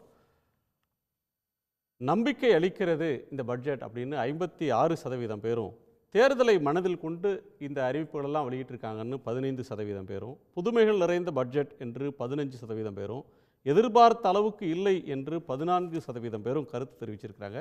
அந்த நேயர்களுக்கு நன்றி. திரு கனகராஜ், தேர்தலை மனதில் கொள்ளலை, ஆனால் இந்த பட்ஜெட்ன்றது எதை நோக்கிய பயணம், எதற்கான த்ரஸ்ட் இந்த பட்ஜெட்டில் இருக்குன்னு நினைக்கிறேன்? இல்லை, அதுதான் நான் வந்து 2-3 விஷயங்களை நீங்கள் பார்த்தீங்கன்னா, ஒன்று ஆனந்த் சீனிவாசன் சார் சொன்ன டீசென்ட்ரலைஸ் பண்ணுறது. ஆக்சுவலாக கவர்மெண்ட்டு நீங்கள் குளோபல் இன்வெஸ்டர்ஸ் மீட் வரும்போதே அதில் அவங்களுடைய அப்ரோச் தெரிஞ்சது. நீங்கள் வந்து சென்னையை சுற்றி ஒரு கிளஸ்டர், ஓசூரை சுற்றி ஒரு கிளஸ்டர் இருக்குது, 3வதுனா தென் மாவட்டங்கள், அது வந்து நெல்லை தூத்துக்குடியை சுற்றி இருக்கும்னு. இப்போ நீங்கள் புதிய அது டைடல் பார்க்னு அவங்க சொல்கிறதா, ஐடி பார்க்னு அவங்க சொல்கிறதா இருக்கட்டும், அல்லது வந்து நீங்கள் வந்து ஸ்டார்ட் அப்புக்கு நாங்கள் ஸ்பேஸ் கொண்டு வரோன்னு சொல்கிறதா இருக்கட்டும், அதே போல் நீங்கள் வந்து அவங்க சொல்லியிருக்க பாலிடெக்னிக், இந்த மாதிரியான விஷயங்களையும் நீங்கள் பார்த்தீங்கன்னா அது ஒரு பரவலாக்கப்பட்டிருக்கு. இந்த பரவலாக்கல் என்பது ஒரு முக்கியமான அப்ரோச்சுன்னு நான் சொல்ல விரும்புகிறேன். நான் இங்கே வச்சுருப்பேன், நீ தேவைன்னா இங்கே வந்துக்கோ அப்படிங்கிறது. இதில் தான் இதர விஷயங்களில் நான் என்ன பார்க்குறேன்னா, நியோலிபரல் அஜெண்டா வந்த பிறகு நீங்கள் வந்து இந்த ஏழைகளை பற்றி கவலைப்படாமல், இப்போ ராமகிருஷ்ணன் சார் கூட சொன்னார், பழைய பென்ஷனை கொண்டு வந்துடுவாங்க தேர்தலுக்காக அப்படின்னு. அது தேர்தலுக்கான விஷயமே கிடையாது. It's a commitment to the working class. இதை வந்து என்ன அப்படின்னு சொன்னால், ஏடிஎம்கே அன்னைக்கு ஆதரித்து, வலுவாக ஆதரித்து, இந்தியாவில் உள்ள இதர மாநிலங்கள்லாம் அமல்படுத்துறதுக்கு முன்னால் அவங்க அமல்படுத்துகிறாங்க. நீங்கள் வந்து உண்மையிலே எனக்கு ரொம்ப எப்படி இருக்குன்னா, தமிழ்நாட்டில் எப்படிலாம் பேச முடியுங்கிறத நான் பார்த்தேன். எடப்பாடி பழனிசாமி அவர்கள் வடித்த கண்ணீர் இந்த டிஏவுக்காக, டிரான்ஸ்போர்ட் ஒர்க்கருடைய டிஏவுக்காக எனக்கு ஆச்சரியமாக இருந்தது. 68 மாதம் இல்லைன்னு சொன்னவர், அவர் இதை கொடுங்கன்னு சொல்லலாம், நாங்கள் சொல்கிறதுக்கு எங்களுக்கு அதில் உரிமை இருக்குது, அதை இல்லைன்னு அவர் சொன்னார். ஈட்டிய விடுப்பை ரத்து பண்ணது நீங்கள் தான் சார், நீங்கள் ஏடிஎம்கே தான் அதை பண்ணீங்க அப்படிங்கிறது.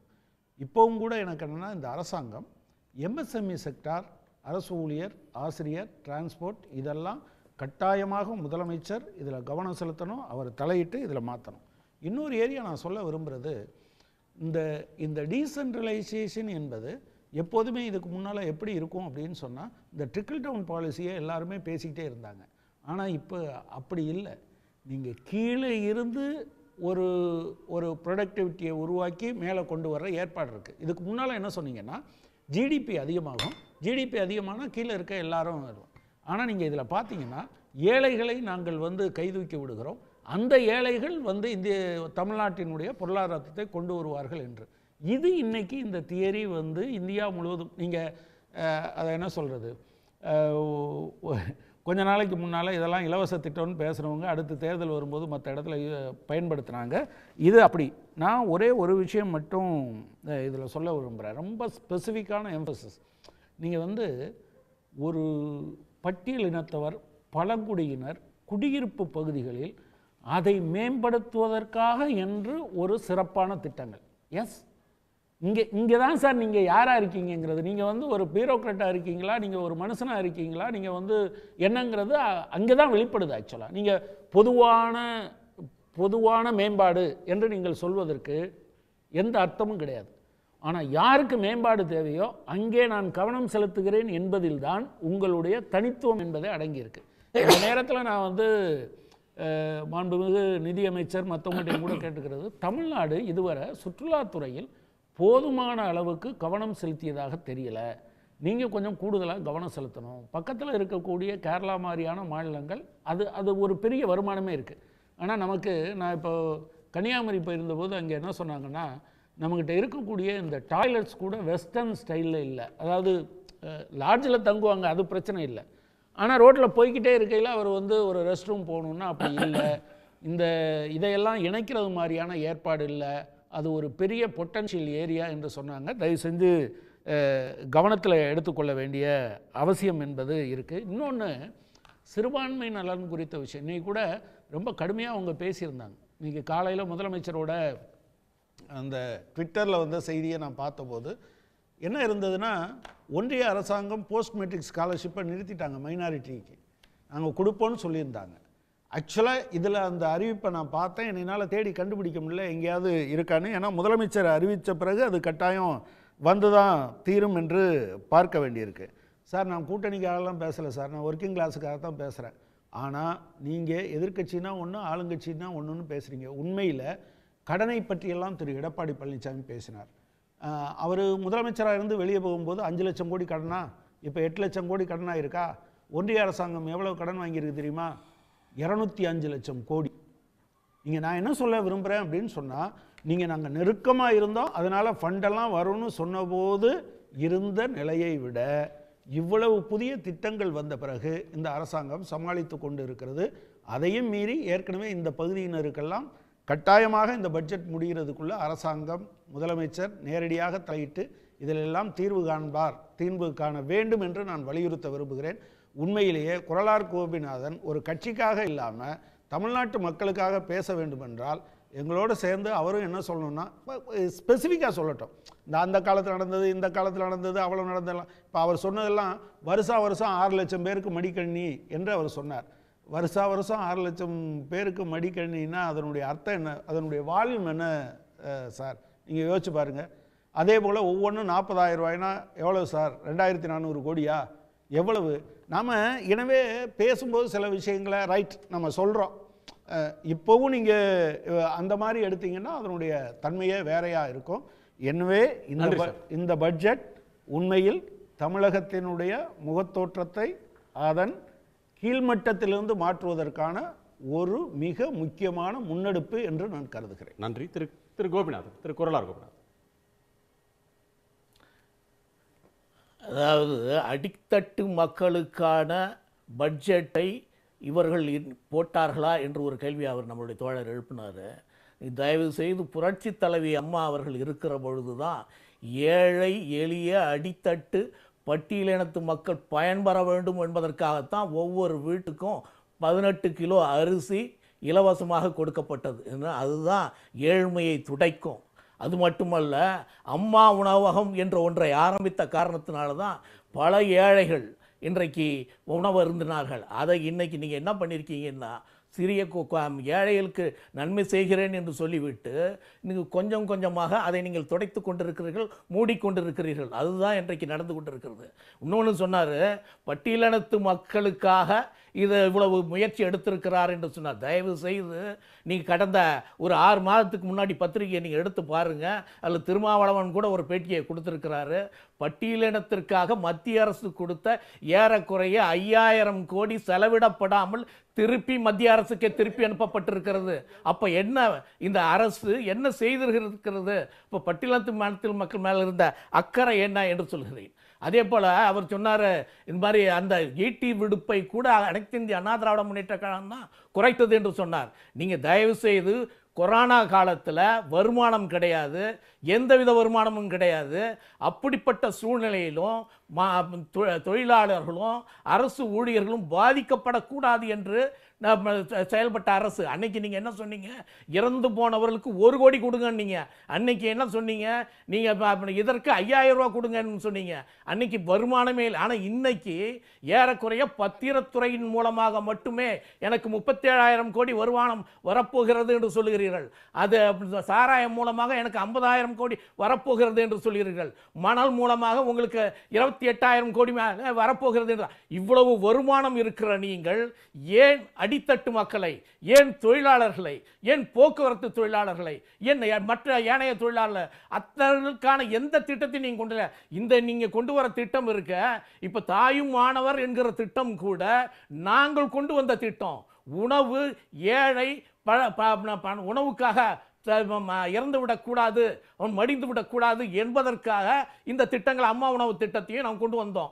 ஒவ்வொரு கிராமத்திலையும் ஏழை எளிய மாணவர்கள், கிராமத்து மக்கள் தங்களுடைய சுகாதாரத்தை பேணிக்க வேண்டும் என்பதற்காக அம்மா மினி கிளினிக் என்ற ஒரு திட்டத்தை கொண்டு வந்தீங்க. எல்லாத்தையும் நிறுத்திட்டீங்க. நீங்க உண்மையிலே என்ன, நீங்க நோபல் பரிசு பெற்ற அன்னைக்கு என்ன சொன்னார் என்று சொன்னா, மடிக்கணினி என்பது உலகத்திலேயே எந்த இளைஞர்களை முன்னேற்ற பாதையில் எடுத்து செல்கிற ஒரு திட்டம். இந்த மாதிரியான ஒரு திட்டத்தை யாருமே கொண்டு வந்தது கிடையாது. அதுதான் இளைஞர்களுடைய வாழ்க்கை தரத்தையும் வாழ்வாதாரத்தையும் மாற்றும் என்று சொன்னார்.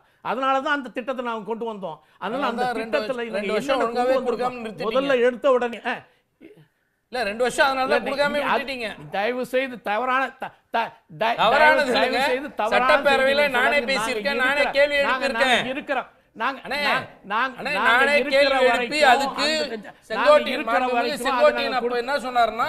நீதிமன்றத்தில் வழக்கு இருக்கிறதுன்னு சொன்னாரு. நாங்க இருக்க அவரே ஒப்புக்கொண்டாரு. நீங்க சொல்லாதீங்க 10 வருஷம் வரைக்கும் கொடுத்தோங்க. 10 வருஷம் கொடுக்கலன்னு நான் கேள்வி எழுப்பி அவர் பதில் சொல்லி இருக்காருங்க. தயவு செய்து நான் என்ன சொல்றேன், இப்பொழுது கனகராஜ் சொன்னது போல மத்தத்தை மறந்துருங்க. நீ ஏழை எளிய மக்களுக்கும் தொழிலாளர்களுக்கும் என்ன திட்டத்தை கொண்டு வந்துருங்க, நான் அதான் கேட்கிறேன். நீங்க ஸ்கூட்டி என்பது சரி, ஏழை எளியவர்களுக்கும் தொழிலாளர்களுக்கும் என்ன கொண்டு வந்திருக்கீங்க என்று கேட்டிருக்கீங்க. அந்த கேள்வியோட உங்களுடைய நிறைவு கருத்தை எடுத்துக்கிறேன். அவரு தொடர்ந்து பேசுகிற பொழுது திரும்ப திரும்ப மாநிலத்தினுடைய வருவாய் என்னவோ சாராய கடையிலேருந்து வருது, ஆயத்தீர்விலேருந்து வருதுன்னு சும்மானா கதை அளந்துட்டு, முதல் விஷயம் அவங்களுக்கு அது தார்மீக உரிமையே கிடையாது. ஏன்னா கடைகளை, டாஸ்மாக் கடை என்ற நிறுவனத்தை 50க்கும் மேற்பட்ட பொது நிறுவனங்களை கலைஞர் உருவாக்குனார். அவங்க ஜெயலலிதா அம்மையார் உருவாக்கின பெரிய நிறுவனம் எதுனா டாஸ்மாக் நிறுவனம் தான். அது அவங்க பெருமைக்குரியது, அது அவங்களுக்கே வச்சுக்கிட்டோம். எம்ஜிஆராவது சத்துணவு திட்டத்தை கொண்டு வந்தார். டாஸ்மாக் நிறுவனத்தை உருவாக்கினவங்க அவங்க, அதனால் அவங்க அதை பற்றி பேசக்கூடாது. ஆனால் இன்றைக்கி என்ன நிலவரம்னா, மொத்த வருவாயில் 6.3% மட்டும்தான் அதுலேருந்து வருது. மீதி மொத்தம் எதுலேருந்து வருது? 6.3% வைத்து ஒரு அரசை நிர்வகிக்க முடியுமானா முடியாது. மற்ற எல்லாமே வணிக வரியில் வருது, முத்திரைத்தாளில் வருது, வாகன ரிஜிஸ்ட்ரேஷன்ஸில் வருது. இப்படி பல துறைகள் மூலமாகத்தான் வருவாயே வருகிறது. அதை விட்டுட்டு இவங்க உட்காந்துக்கிட்டு பொய்யான ஒரு தகவலை சொல்லிகிட்டு இருக்கிறது முதல்ல தவறானது ஒன்று. இன்னொன்று என்னென்னா, குறிப்பாக சொல்ல விரும்புகிறோம், அவர் சொன்னார் பாருங்கள், ஏழை எளியோருக்கு என்ன இருக்குது, முதலமைச்சர் தாய்மானவர் திட்டன்றது இன்னும் சோறு போடுறாங்க, அது என்னது அம்மா உணவுங்க திட்டம் இல்லை. இது ஸ்பெசிஃபிக்காக ஐடென்டி பண்ணி, ஏன்னா தமிழ்நாட்டில் மட்டும்தான் அப்பர் மிடில் கிளாஸ் என்பதையும் அப்பர் மிடில் கிளாஸ் என்பதையும் உருவாக்கி காட்டிய ஆட்சி முறை இது. அப்படி கட்டமைக்கப்பட்ட பிறகும் ஏழ்மை நிலையில் இருக்கக்கூடியவர்களை கண்டெடுத்து வெறும் சோறு கொடுக்கறதுன்றதெல்லாம் இல்லை, ஸ்பெசிஃபிக்காக அவங்களுக்கு வேண்டிய ஜாப் ஆப்பர்ச்சுனிட்டி, அவங்க தொழில் முனைவதற்கோ அல்லது கல்வி அவர்களுக்கு தேவையானதற்கோ எல்லாவற்றையும் அவங்களுக்கு கொடுக்கணும், அவங்கள பக்காவாக அவங்கள உயர்த்தணுன்றதுக்காக உருவாக்கப்பட்ட திட்டம் இது. குடிசை இல்லாத வீடுகள், குடிசை இல்லாத மாநிலமாக உருவாக்கணும்னு கொண்டு வந்திருக்காங்க. இது என்ன சாதாரண திட்டமா? அது தெளிவாக அறிவிக்கப்பட்டிருக்கு. இவ்வளோ வீடுகள் இந்த ஆண்டுகளுக்குள்ளாக 2030க்குள்ளன்னு சொல்லிட்டு இவ்வளோ லட்சங்கள் வீடுகள் என்று குறிப்பிட்டு சொல்லப்பட்டிருக்கு. 3.6 லட்சம் ஒரு வீட்டுக்கு மத்திய அரசு திட்டம்னு சொல்லிட்டு ஏமாத்திட்டு இருக்குது. எப்படின்னா 1.1 லட்சம் தான் இது வரைக்கும் கொடுக்குறாங்க. 1,10,00,000 இல்லைங்க, 1,10,10,000 தான் ஒரு வீட்டுக்கு. மீதி எவ்வளோன்னா அதுல 1,20,000ல 60% மட்டும்தான் அவங்க, அதாவது 72,000 தான் கொடுக்குறாங்க. இதுக்கப்புறம் அதுல மாநிலத்தினுடைய பங்களிப்பு, மாநிலத்தினுடைய பங்களிப்புன்னு தனியா ஒரு மானியம் 1 lakh கொடுக்குறாங்க. 2,10,000 தமிழ்நாடு அரசு கொடுக்கறதுல வெறும் 72,000 தான் வருது. ஆனா பேர் மட்டும் PMAY அப்படின்னு ஒன்று போட்டுப்பாங்க, மத்திய அரசு கொடுக்குறதுன்னு. இந்த ஏமாத்து வேலையை செஞ்சிட்டு இருக்குது. இவர் சொன்னார் பாருங்க, அதே போல என்னது அரிசி வந்துவிட்டு அம்மா கொடுத்தாங்கன்னு ஒரு புது திட்டத்தை கண்டுபிடிச்ச உலக சாதனையாளர்னா அம்மையா ஜெயலலிதா. ஒரு கடையில் போயிட்டு 10 கிலோ அரிசி வாங்கினா 3 ரூபா ஒரு அரிசி, 1 கிலோ அரிசி. அதே அரிசி 30 ரூபாய் வாங்கிடுவாங்க. 10 கிலோ நெக்ஸ்ட் வாங்கினா 9 ரூபா 60 காசு. இது புது திட்டத்தை கண்டுபிடிச்ச பெரிய விஞ்ஞானி யாருன்னா அம்மையார் ஜெயலலிதா. இவங்க வந்து இலவச கொடுத்ததை பற்றி பேசுகிறாங்க. ஒட்டுமொத்தமாக சரிசமானமாக 1 கிலோ அரிசி 1 ரூபாய் அப்படின்னு மாற்றுறது யாருன்னா முத்தமிழறிஞர் கலைஞர் அவர் தான். 20 ரூபாய்க்கு 20 கிலோ அரிசி வந்தது. பிறகு இவங்க வந்து இலவசம் கொண்டு வந்தாங்கன்றதுலாம் இலவசம் கொண்டு வந்தாங்கன்னு சொல்கிறாங்களா, அப்புறம் சென்ட்ரல் கவர்மெண்ட் கொடுக்குறேன்னு சொல்கிறதெல்லாம் என்ன கணக்கு வருது அப்படின்றதுலாம் இருக்குது. அது இல்லாமல் அண்ணன் சொன்னாங்க டூரிசம் பற்றின்றது. உண்மையாகவே டூரிசம்காக ஃபர்ஸ்ட் டைமாக ஒரு பெரிய ப்ராஜெக்டை உருவாக்கியிருக்காங்க. ஸ்பெசிஃபிக்காக 6 கடற்கரை ஓரங்களை எடுக்கிறாங்க. எடுத்து அந்த 6 கடற்கரைகளையும் மேன்மைப்படுத்தி ப்ளூ ஃப்ளாக் ஏரியாவாக கொண்டு வரக்கூடிய அளவிற்கு அதை தரம் உயர்த்துவதற்கான திட்டங்கள் வகுக்கப்பட்டிருக்கிறது ஒன்று. அது மட்டும் இல்லாமல் எல்லா மாவட்டத்திலையும் மாவட்ட ஆட்சித்தலைவருடைய கீழே ஒரு குழு அமைக்கப்பட்டு அந்தந்த மாவட்டத்தில் எதெல்லாம் டூரிசத்துக்கான இடம் இருக்கோ அதை ஐடென்டி பண்ணி அந்த இடத்தை மேம்படுத்தி டூரிசம் டெவலப்மெண்ட்டுக்கும் இங்கே வழி வகுக்கப்பட்டிருக்கு. நான் முதல்வன் திட்டம் என்பது மிகப்பெரிய மாற்றத்தை கொடுத்துருக்கிறது. அது இதுவரையில் பார்த்தீங்கன்னா இன்ஜினியரிங் கல்லூரிகளிலும் அரசு கலை மற்றும் அறிவியல் கல்லூரியிலும் கொடுக்கப்பட்டதை விரிவாக்கம் செய்யப்பட்டிருக்கிறது. அது ஐடிஐ போன்றதுக்கும் விரிவாக்கம் செய்யப்பட்டிருக்கு. அது மூலமாக இன்னைக்கு வந்து 1 லட்சத்துக்கும் மேற்பட்ட மாணவர்கள் 13.6 லட்சம் மாணவர்கள் இந்த ஆண்டு மட்டுமே அதில் பயிற்சி பெற்றிருக்காங்க. ஃபர்ஸ்ட் வெரி இம்பார்ட்டன்ட், இந்த இந்தியாவிலேயே வந்து ஒரு மாநிலம் வந்து ஸ்கில் டெவலப்மெண்ட்டுக்காக ஒரு கொண்டு வந்த ஸ்கீமில் அது ஒன்று ரொம்ப முக்கியமான ஸ்கீமாக இருக்குது. கேன்சருக்கானது இது வரைக்கும் இந்தியாவிலேயே Tata memorial cancer institute at Pune மட்டும்தான் இந்தியாவில் 600 படுக்கைகள் கொண்டு மிகப்பெரிய அளவில் இருக்கக்கூடியது. ஃபர்ஸ்ட் டைமாக அறிஞர் அண்ணா புற்று மருத்துவமனை காஞ்சிபுரத்தில் இருக்கக்கூடிய மருத்துவமனையை 750 படுக்கைகள் கொண்ட அளவுக்கு தரம் உயர்த்தப்படுகிறது. அது மட்டும் இல்லை, பேலியேட்டிவ் கேர்னு இது வரைக்கும் அங்கே கூட கிடையாது. பேலியேட்டிவ் கேருக்காக மட்டும், அதாவது இவர்கள் இதுக்கு மேலே ட்ரீட்மெண்ட்டே கிடையாது, அவர்களை பராமரித்து மட்டும் அன்பாக கரிசனத்தோடு பார்த்து கொள்வதற்கு அந்த ஒரு வார்டை ஃபர்ஸ்ட் டைமா இந்தியாவில் காஞ்சிபுரத்தில் இருக்கக்கூடிய அறிஞர் அண்ணா புற்றுநோய் மருத்துவமனைக்காக சென்டர் ஆஃப் எக்ஸலன்ஸ் என்று உருவாக்கப்படுகிறது. இது மட்டும் இல்லை, நீங்கள் பார்த்தீங்கன்னா அடித்தட்டு மக்கள் இருந்து தொடங்கி எல்லா தரப்பு மக்களுக்கான ஒரு திட்டங்களை உருவாக்குகிறத ஒன்றாக இன்றைக்கு சாலை மேம்பாடாக இருக்கட்டும் எல்லாமே ஃபர்ஸ்ட் டைமாக வந்து பார்த்தீங்கன்னா ஸ்டேட் ஹைவேஸ் அத்தாரிட்டின்னு ஒன்று உருவாக்குறாங்க. இப்படி எல்லா வகையிலும் எல்லா கட்டமைப்புகளையும் எல்லா தரப்பு மக்களுக்கும் வேலை வாய்ப்பு எங்க சுங்கம் கொண்டு வந்துருவாங்களோன்ற பயம் தான் வருது. நேஷனல் ஹைவேஸ் அத்தாரிட்டினா எங்க சுங்க கட்டணம் பூத்து டோல் பூத்து வச்சிருவாங்களோன்ற பயம் தான் கிடையாது. நாங்க தான் நேஷனல் ஹைவேஸ் கேட்க வேணான்றோம். நாங்க இது கிடையாது. மேம்படுத்துவதற்காக இன்னும் கூடுதலாக நிதிகளை உருவாக்குவதற்காக அதை கொண்டு வந்து நம்ம இப்ப எலிவேட்டட் ரோட்ஸ் அதிகமாக உருவாக்கணும்ன்றது திட்டமாக்கி இருக்காங்க. திருவான்மியூர் டு மாமல்லபுரம் வரைக்கும் உத்தண்டி வரைக்கும் எலிவேட்டட் ரோடே உருவாக்க போறாங்க போக்குவரத்து வசதிக்காக. இதையெல்லாம் வந்துட்டு புது திட்டங்கள். உங்களுக்கு மெட்ரோ ரயில் திட்டமே வந்து 2ஆம் கட்டத்திற்காக 12,000 கோடி இந்த ஆண்டு மட்டுமே அதுக்காக ஒதுக்கீடு செய்யப்பட்டிருக்கு. அதுல என்ன அநியாயம்னா ஒன்றிய அரசும் மாநில அரசும் சேர்ந்து நடத்துற திட்டம் 50% சொன்னாங்க. இல்ல, இன்னைக்கு மெட்ரோ ரயிலுக்கான எம்டிஏ ஸ்டேட் கவர்மெண்ட் நினைச்சா போட முடியாது. Central government has to approve. அவங்களுடைய ஃபினான்ஸ் மினிஸ்ட்ரியும் அவங்களுடைய அர்பன் டெவலப்மெண்ட் மினிஸ்ட்ரியும் அப்ரூவ் பண்ணணும். ஆமா, மெட்ரோ போர்ட்ல அவங்களுக்கு சே இருக்கும். ஆனா வந்து பணம் தர மாட்டாங்க. ஆமா, அவங்களுக்கு எந்த அக்கௌண்டபிலிட்டி இல்லைன்றது வந்து தட்டி கேட்கப்பட வேண்டிய ஒன்று. நன்றி. மொத்தமாக அதுக்காக தான் நீங்க பாத்தீங்கன்னா தமிழ்நாட்டுன்னு இல்லை எல்லா மாநிலங்களுடைய வரி வருவாயும் உரிமைகளும் பறிக்கக்கூடிய வகையில் தான் ஒன்றிய அரசு செயல்பட்டு கொண்டு இருக்கிறது. இப்போ வரைக்கும் ஒரு 2 டிசாஸ்டருக்கு 1 பைசா கூட கொடுக்கல. நன்றி. வெரி பிகெஸ்ட் ஒரு இன்ஜஸ்டிஸ் டு தி ஸ்டேட். நன்றி. திரு ஆனந்த், உங்க நிறைவு பார்வை சுருக்கமா. ஒரு கன்ஸ்ட்ரெயின்டு எக்கானமி, நான் சொன்ன மாதிரி 1 மாதம் உங்களுக்கு ரெவென்யூ இல்லாமல் ஆயிடுச்சு. இது மாதிரி ஒரு கன்ஸ்ட்ரெயின் சுச்சுவேஷனில் இந்த பட்ஜெட் ஒரு நல்ல பட்ஜெட்டு. அதோட மெயினாக நான் சொன்ன மாதிரி உங்கள்கிட்ட இன்னொன்று பணம் டைரெக்டாக நீங்கள் மக்கள்கிட்ட கொடுத்தீங்கன்னா மக்கள் அந்த பணத்தை வந்து திரும்பி கொண்டு போய் ஸ்டாக் மார்க்கெட்லேயோ இல்லை வீட்டில் தங்கமாக வாங்கி வைக்க போகிறதில்ல. அந்த பணத்தை செலவு பண்ண போகிறாங்க. அந்த பணத்தை செலவு பண்ண உங்களுக்கு அந்த ஏரியாவில் இருக்கிற மைக்ரோ எக்கானமிங்கிறது டெவலப் ஆகும். ஜிஎஸ்டி கலெக்ஷன் இம்ப்ரூவ் ஆகும். இது வந்து ஒரு 2 ரவுண்டு 3 ரவுண்டாவது பணம் போகும். அதனால் டெஃபினட்டாக வந்து இது ஒரு வெல்கம் பண்ணுறக்கூடிய பட்ஜெட் தான். நன்றி. ஒரு ஹியூமன் டச் இந்த பட்ஜெட்டில் இருக்குது அப்படின்றதான் இம்பார்ட்டண்டாக ஒன்று. இந்த நம்மை காக்கும் 48ன்னு ஒரு திட்டம், அது 48 hours கோல்டன் ஹாஸ்குலர் ஆக்சிடென்டல் ஆனால் எல்லாருக்குமே, நாட் ஓன்லி இந்த தமிழ்நாட்டு மக்கள் இல்லை எல்லாருக்கும் உண்டு என்று இருக்கிறது. அது இதுவரையில் 1 லட்சம் ரூபாய் இருந்ததை இரட்டிப்பாக்கி அறிவித்திருக்கக்கூடிய ஒரு திட்டமாக இந்த பட்ஜெட்டில் அது அறிவிக்கப்பட்டிருக்கு. நன்றி. உங்கள் அனைவருடைய கருத்து பகிர்வுக்கும் பங்கேற்புக்கும் நன்றி. மீண்டும் சந்திப்போம். இது கேள்விக்களம், மக்களின் மேடை. உடனுக்குடன் செய்திகளை தெரிந்து கொள்ள சன் நியூஸ் பெல் ஐகானை கிளிக் பண்ணுங்க.